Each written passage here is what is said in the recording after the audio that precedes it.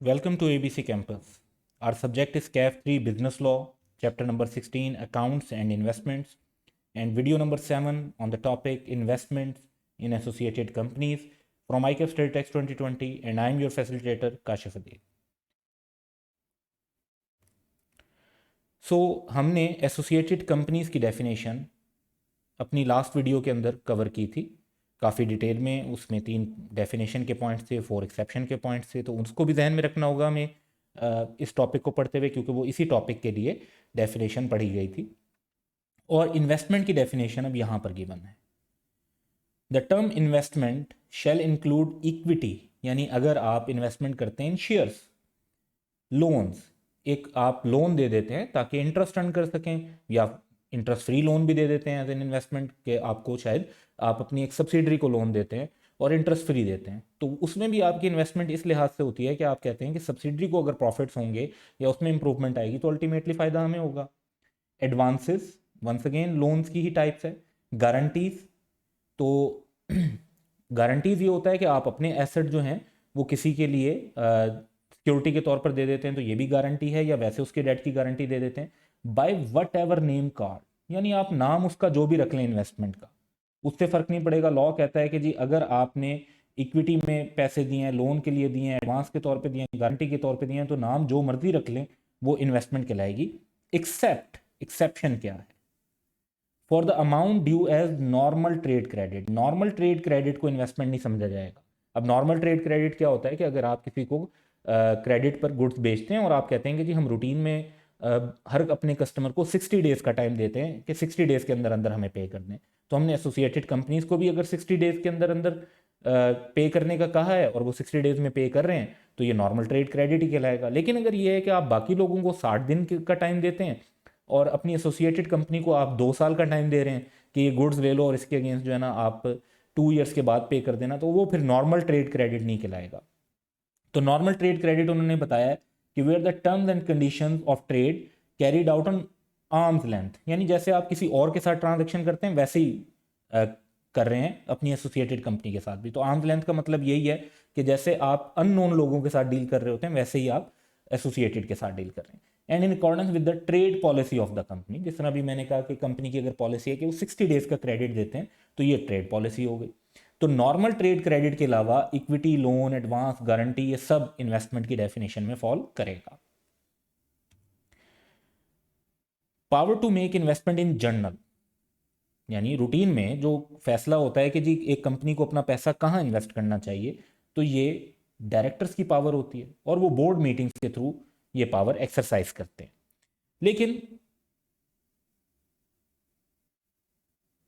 Law ने investment इन associated company के मामले में कुछ रिस्ट्रिक्शंस लगा दी। So a company shall not make any investment in any of its associated companies except under the authority of special resolution. Special resolution जो members pass करेंगे, which shall indicate the nature of investment. अब nature से क्या मुराद है भाई? Equity है, loan है, क्या है?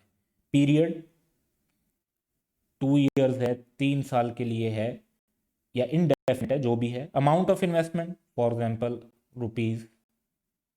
₹500 million। Terms and condition attach thereto, for example अगर लोन है तो आप कहते हैं कि जी 10% इंटरेस्ट है या 15% इंटरेस्ट है, एंड सो ऑन, जो भी और टर्म्स होती हैं वो बताएंगे। An increase in the amount or change in the nature of investment or the terms and condition attach thereto shall be made only under the authority of special resolution. यानी जब original investment करनी है तब भी special resolution पास करनी होगी, member से approval लेना होगा, और जब उस इन्वेस्टमेंट की अमाउंट इंक्रीज करनी हो, नेचर चेंज करनी हो, या टर्म्स एंड कंडीशन चेंज करनी हो, तब भी स्पेशल रेजोल्यूशन पास होनी ज़रूरी है। अब कुछ कंडीशन भी लॉ ने स्पेसिफाई कर दी, खासतौर पे जब लोन वाला एग्रीमेंट हो उसके लिए। The company shall invest in its associated company by way of loans or advances in accordance with an agreement in writing. तो एग्रीमेंट इन राइटिंग होना चाहिए। And such agreement shall inter alia, inter alia Latin word है which means among other things, यानी बाकी मामला भी हों लेकिन ये चीज़ें तो कम अज़ कम हों उस एग्रीमेंट में। नेचर ऑफ लोन, भाई शॉर्ट टर्म है, लॉन्ग टर्म है, मीडियम टर्म है, पर्पज ऑफ लोन, आप लोन क्यों दे रहे हैं, कोई उनके किसी लोन को पे ऑफ करने के लिए दे रहे हैं, उन्होंने कोई एक्सटेंशन करनी है उसके लिए दे रहे हैं, किस लिए दे रहे हैं, पीरियड ऑफ द लोन 3 साल के लिए, 5 साल के लिए या 10 साल के लिए, रेट ऑफ रिटर्न यानी इंटरेस्ट की परसेंटेज या प्रॉफिट की परसेंटेज क्या है, जैसे 12%, फीस और कमीशन जो आप उसमें लेते हैं बाज़ औक़ात, क्योंकि कुछ लोन्स पे इनिशियली लोन के टाइम पर फीस और कमीशन चार्ज की जाती हैं। Repayment schedule for principal and return यानी ओरिजिनल अमाउंट और इंटरेस्ट किस तरीके से वापस मिलेगा। Penalty clause in case of default और लेट रीपेमेंट, कि अगर पेमेंट लेट हो जाएगी या कोई पेमेंट नहीं पे होगी तो फिर क्या पेनल्टी लगेगी। सिक्योरिटी, क्योंकि लोन जो आप दे रहे हैं एसोसिएटेड कंपनी को तो क्या बगैर सिक्योरिटी के दे रहे हैं या उनसे कोई प्रॉपर्टी या कोई चीज़ जो है आपने मॉर्गेज या प्लेज वगैरह उसको करवाया, तो वो लोन के ऊपर बताएंगे। In accordance with the approval of the members in general meeting, यानी approval of the members means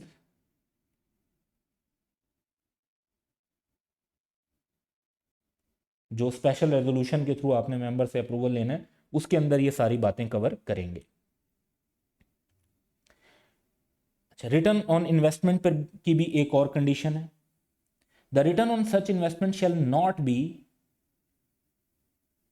less than the borrowing cost of the investing company or the rate as may be specified by the commission, whichever is higher, and shall be recovered on regular basis in accordance with the terms of agreement, failing which the directors shall be personally liable to make the payment।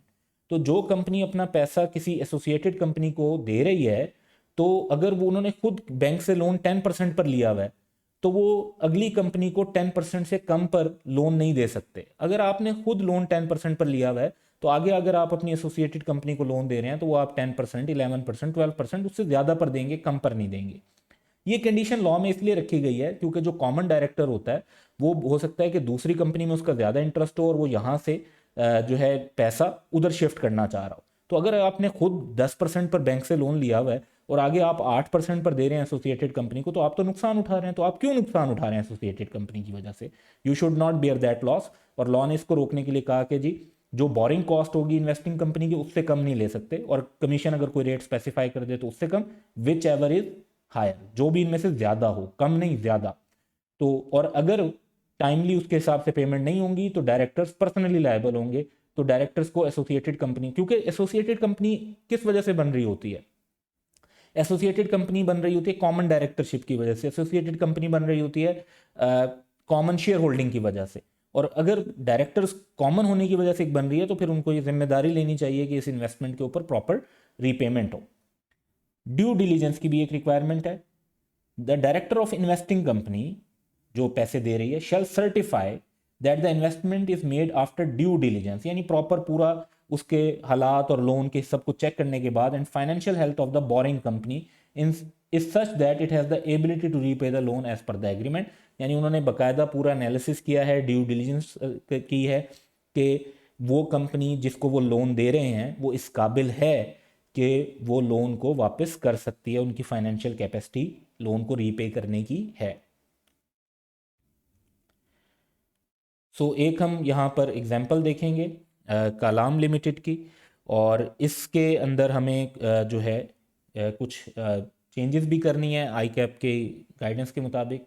सो जो specific guidance आई cap ने दिसंबर 30 को issue की थी उसके मुताबिक part 2 of the question में जो है ये हम पॉइंट ऐड करेंगे कि हैज़ 2 डायरेक्टर्स इन कॉमन।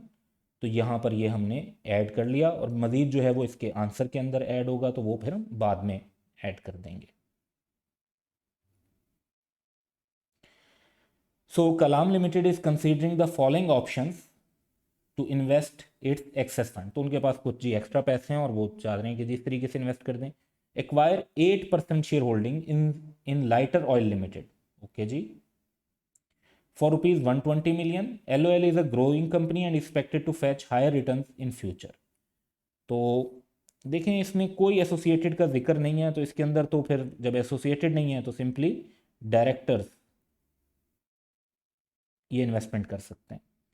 फिर है जी grant a loan of rupees 100 million to Monsoon private limited for launching a new product. The loan would carry interest at the rate prevailing in the market, that might not be enough. KL currently holds 25% of MPL's paid up capital and has 2 directors in common. 2 director जो in common है, इसकी वजह से ये associated undertaking बन गई। अब associated undertaking बन गई तो इसका मतलब है इसमें तो स्पेशल रेजोल्यूशन और सारी रिक्वायरमेंट्स जो हमने आज डिस्कस की हैं वो पूरी होनी चाहिए। अब इसके आंसर की तरफ चलते हैं। तो पहली इन्वेस्टमेंट जो है उसमें तो डायरेक्टर्स इन्वेस्टमेंट कर सकते हैं by simply passing a board resolution. तो बोर्ड ऑफ डायरेक्टर की मीटिंग होगी और वो उस पर फैसला कर देंगे।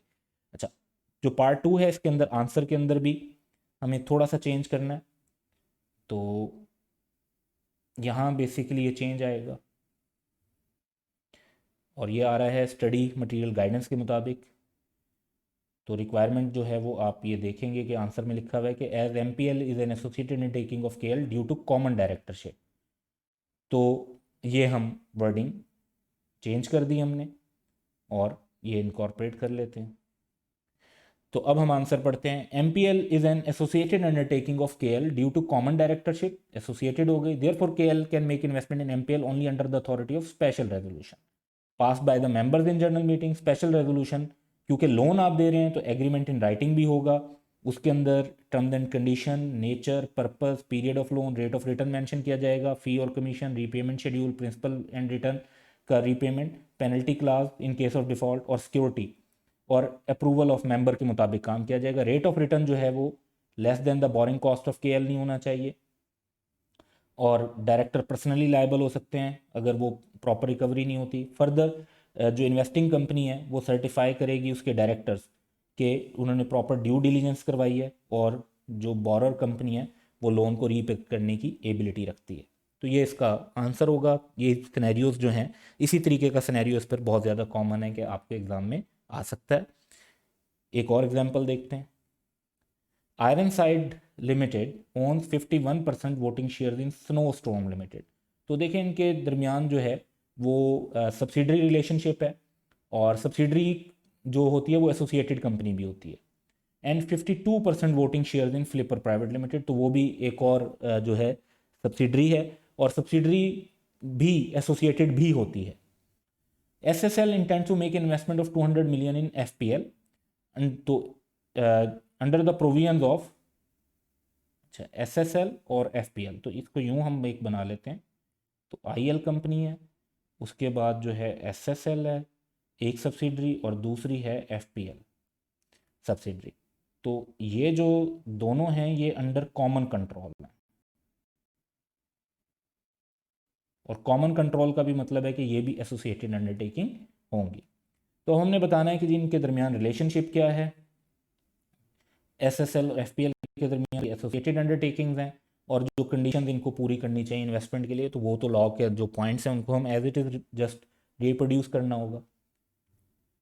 SSL and FPL are associated companies क्योंकि ये under common control of IL हैं। अच्छा, इन्वेस्टमेंट जो इन्हें करनी होगी वो स्पेशल रेजोल्यूशन के थ्रू करनी होगी। रिटर्न ऑन इन्वेस्टमेंट जो है वो less than the borrowing cost नहीं होना चाहिए। डायरेक्टर्स जो हैं वो सर्टिफाई करेंगे कि प्रॉपर ड्यू डिलीजेंस की गई है, फाइनेंशियल चेक की है और उनकी ability to repay the loan है। तो ये पॉइंट्स आप इसमें मेंशन कर देंगे।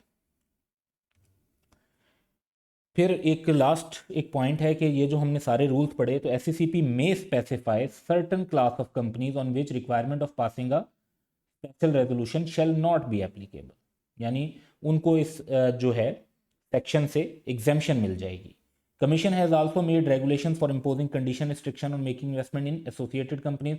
तो मज़ीद भी रेगुलेशंस हैं, तो जो रूल्स हमने पढ़े हैं ये भी फॉलो होते हैं और फिर कुछ मज़ीद रेगुलेशंस भी हैं वो भी फॉलो करने होते हैं। जब आप लोग CFAP 2 का पेपर पढ़ेंगे तो उसके अंदर आप ये जो मज़ीद रेगुलेशंस हैं उनको भी पढ़ रहे होंगे एसोसिएटेड कंपनीज़ के मामले में। तो that's all for today, have a good day.